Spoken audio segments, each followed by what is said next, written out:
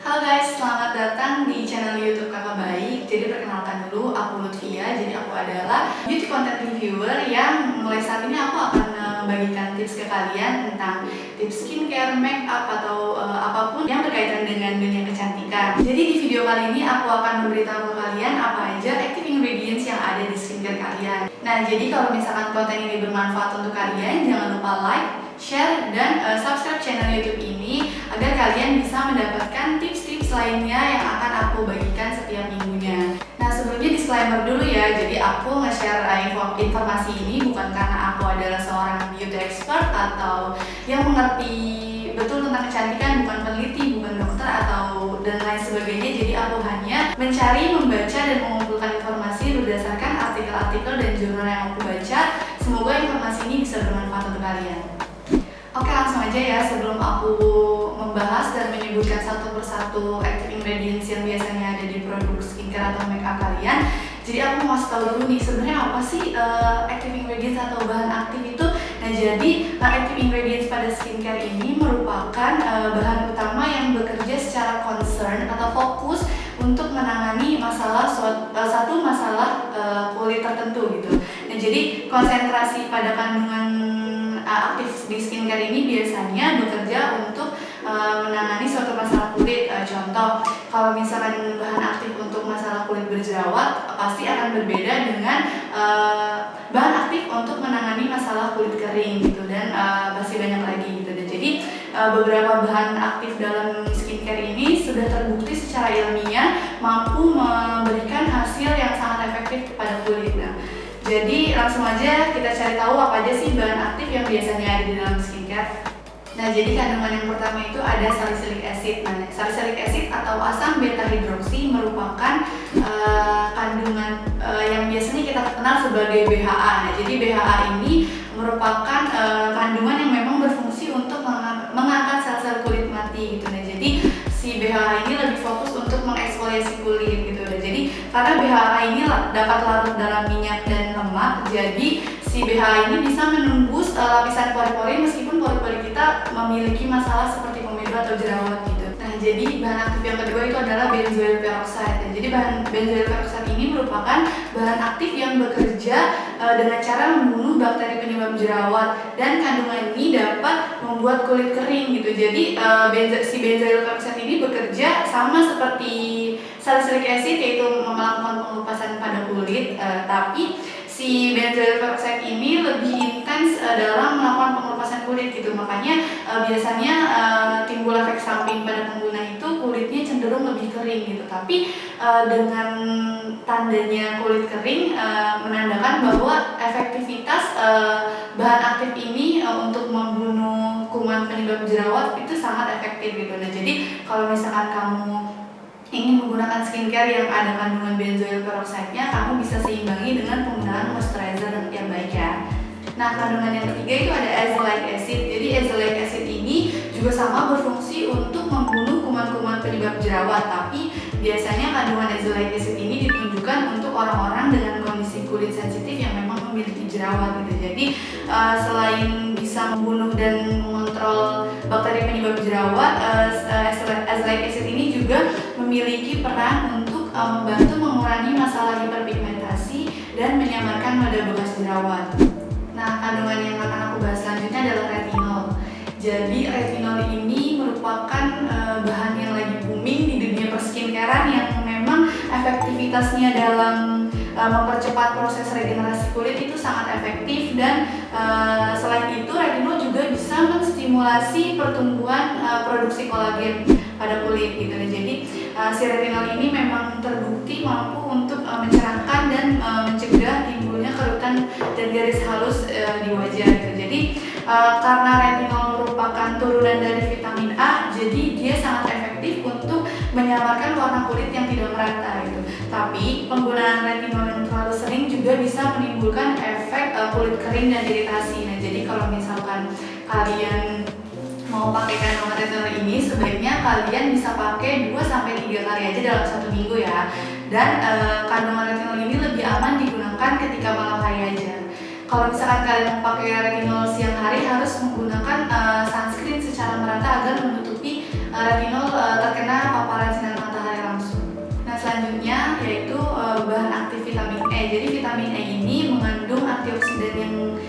baik dan dapat larut dalam minyak. Jadi biasanya dalam produk skincare vitamin E itu disebut sebagai tocopherol asetat. Jadi kalau misalkan kalian beli skincare dan kalian lihat komposisinya, kalau misalkan ada tulisan tocopherol asetat, berarti skincare itu mengandung vitamin E. Dan vitamin E juga memiliki antiinflamasi yang dapat mengurangi peradangan pada kulit berjerawat gitu.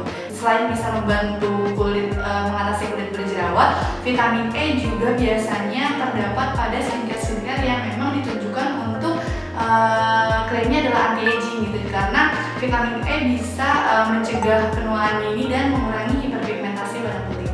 Nah, selanjutnya juga ada vitamin C. Vitamin C atau ascorbic acid ini memang sangat terkenal untuk mencerahkan kulit wajah gitu. Jadi sama seperti vitamin E, vitamin C juga mempunyai efek antioksidan yang baik bagi kulit, dan selain untuk mencerahkan, vitamin C juga bisa membantu menghilangkan flek-flek hitam akibat dari sinar matahari gitu. Jadi vitamin C selain dapat mencerahkan juga dapat memproduksi kolagen, kemudian bisa melembabkan kulit dan mengatasi kulit kering serta mengurangi kerutan pada wajah. Nah, selanjutnya adalah kandungan kojic acid yang juga udah familiar banget nih sama orang-orang Indonesia yang mencari bahan aktif yang berfungsi untuk mencerahkan. Jadi kojic acid ini merupakan kandungan yang terkenal dapat mencerahkan kulit karena kojic acid bekerja dengan cara menekan enzim tirosinase dan mencegah melanin berpigmentasi. Dengan kata lain, si kojic acid ini mampu menghentikan proses pigmentasi pada kulit atau penggelapan pada kulit. Nah, jadi selain berfungsi untuk mencerahkan kulit, kojic acid juga dapat mencegah penuaan dini dan menghambat hiperpigmentasi serta membantu melawan beberapa bakteri penyebab jerawat. Nah, jadi konsentrasi yang baik untuk kandungan kojic acid adalah biasanya yang aman untuk digunakan adalah 1%. Nah, bahan yang selanjutnya yang akan aku bahas adalah lactic acid atau biasanya kita kenal sebagai asam laktat. Nah, jadi sama seperti BHA, si lactic acid ini merupakan AHA yang juga berfungsi untuk mengeksfoliasi kulit. Jadi sama-sama untuk mengeksfoliasi kulit, tapi apa sih bedanya AHA dan BHA itu? Nah, aku akan bahas satu-satu ya. Jadi kandungan AHA itu sebenarnya lebih cocok untuk kulit normal yang cenderung kering, karena AHA ini bisa menghidrasi kulit karena AHA lebih mudah larut dalam air. Sedangkan kalau misalkan BHA itu lebih cocok untuk kulit berminyak atau kulit sensitif karena kandungan dari sifatnya itu lebih mudah larut dalam minyak. Jadi itu dia perbedaan yang secara signifikan. Jadi kalau misalkan kalian mau mencari produk eksfoliasi kulit, lebih kalian cari dulu skin type kalian seperti apa, apakah lebih cenderung ke kering atau lebih cenderung ke berminyak gitu. Nah, jadi fungsi lactic acid ini sebenarnya lebih fokus untuk melembabkan dan meningkatkan ketebalan kulit, nah memperbaiki kadar kolagen dan juga memiliki efek anti-aging. Nah, jadi konsentrasi yang bagus pada kandungan AHA ini ada di sekitar 5-10% dan lebih efektif jika digunakan pada malam hari. Nah, kalau misalkan tadi aku udah bahas perbandingan AHA dan BHA, nah yang sekarang ini akan aku bahas adalah yang masih sama-sama ke dalam kandungan alpha hidroksi acid yang sama-sama ke dalam AHA. Yang kalau misalkan yang pertama tadi aku udah bahas tentang lactic acid, nah sekarang aku akan bahas tentang glycolic acid yang sama-sama juga masuk ke dalam kelompok AHA. Jadi glycolic acid atau asam glikolat juga termasuk ke dalam kelompok AHA. Yang apa sih bedanya dengan lactic acid? Nah, jadi keduanya ini sama-sama diperuntukkan untuk masalah kulit kering, tapi kalau misalkan lactic acid ini lebih diperuntukkan untuk menghidrasi kulit kering yang cenderung sensitif. Sedangkan kalau misalkan glycolic acid ini lebih diperuntukkan untuk menghidrasi kulit kering yang rusak karena terpapar sinar matahari gitu. Jadi sama-sama untuk kulit kering, cuman beda permasalahan kulitnya aja ya. Jadi manfaat lain dari kandungan glycolic acid juga dapat mengurangi garis-garis halus pada wajah, kemudian dapat menghilangkan flek hitam dan noda bekas jerawat, kemudian meregenerasi sel-sel kulit yang baru sehingga mendapatkan hasil kulit yang lebih cerah dari kulit yang sebelumnya. Nah, kandungan yang ke-10 ini ada hyaluronic acid atau HA. Jadi sebenarnya hyaluronic acid ini diproduksi secara alami juga oleh tubuh manusia. Sama seperti produksi kolagen pada tubuh, produksi HA dalam tubuh juga akan berkurang seiring dengan bertambahnya usia. Jadi kandungan hyaluronic acid ini juga biasanya sering ditemukan dalam produk-produk yang memang klaimnya adalah untuk melembabkan gitu. Nah, jadi karena kandungan retensi kelembaban dan viskoelastisitasnya cukup tinggi, makanya kandungan hyaluronic acid ini sangat cocok untuk melembabkan kulit dan biasanya terdapat di skincare yang memang fungsinya untuk moisturizer. Nah, selain itu, karena fungsinya untuk melembabkan, kandungan hyaluronic acid ini juga cocok untuk digunakan sama semua jenis kulit gitu, dan juga bisa digunakan untuk produk dari skincare kalian. Nah, kemudian yang ke-11 itu aku akan bahas tentang niacinamide. Jadi niacinamide ini merupakan bentuk lain dari vitamin B3 yang dimana kandungan niacinamide ini biasanya berfungsi untuk mencerahkan kulit. Dan di antara bahan aktif lain, si niacinamide ini yang paling bisa digunakan baik siang hari maupun malam hari. Jadi niacinamide ini mampu mencerahkan kulit, menyamarkan noda hitam, dan bisa menghidrasi kulit dengan baik. Nah, yang terakhir ini adalah kandungan aktif alpha-arbutin. Jadi alpha-arbutin ini merupakan turunan alami dari hidroquinon. Jadi kalau misalkan mendengar kata hidroquinon kan agak gimana gitu. Jadi sebenarnya alpha-arbutin yang alami ini bisa ditemukan pada daun-daun yang dikeringkan. Biasanya ditemukan pada daun-daun beri. Kemudian biasanya paling banyak nih kandungan alpha-arbutin ini terdapat pada kulit pir, kemudian cranberry, blueberry, beerberry, dan gandum. Nah, manfaat dari alpha-arbutin ini sendiri sebenarnya untuk mencerahkan kulit tanpa mengiritasi kulit gitu. Jadi kandungan alpha-arbutin ini bagus untuk mencerahkan kulit untuk orang-orang yang memiliki kulit sensitif juga bagus, dan dapat mengurangi flek hitam atau hyperpigmentasi.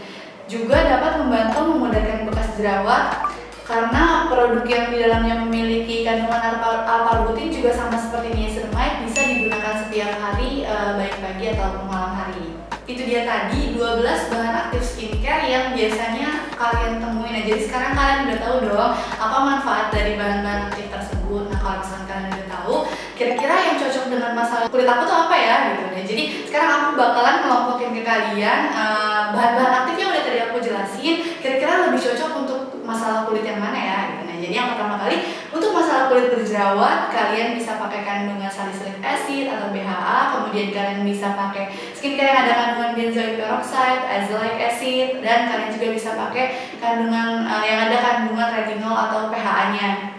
Kemudian untuk masalah pada kulit hiperpigmentasi, kalian bisa menggunakan skincare yang di dalamnya terdapat vitamin A atau vitamin E atau vitamin C, atau lactic acid juga bisa kalian pakai pada masalah hiperpigmentasi kulit. Kemudian BHA juga bisa untuk mengatasi masalah hiperpigmentasi kulit. Kemudian kojic acid dan retinol juga bisa dipakai untuk menghilangi bintik-bintik hitam ya, bekas paparan sinar matahari. Kemudian untuk masalah kulit kering, seperti yang sudah aku jelaskan tadi, hyaluronic acid sangat efektif untuk melembabkan kulit. Jadi kalian bisa cari skincare yang ada kandungan hyaluronic acidnya. Kemudian kalian juga bisa pakai vitamin E, dan kalian bisa menggunakan glycolic acid sebagai produk eksfoliasi kalian untuk masalah kulit kering.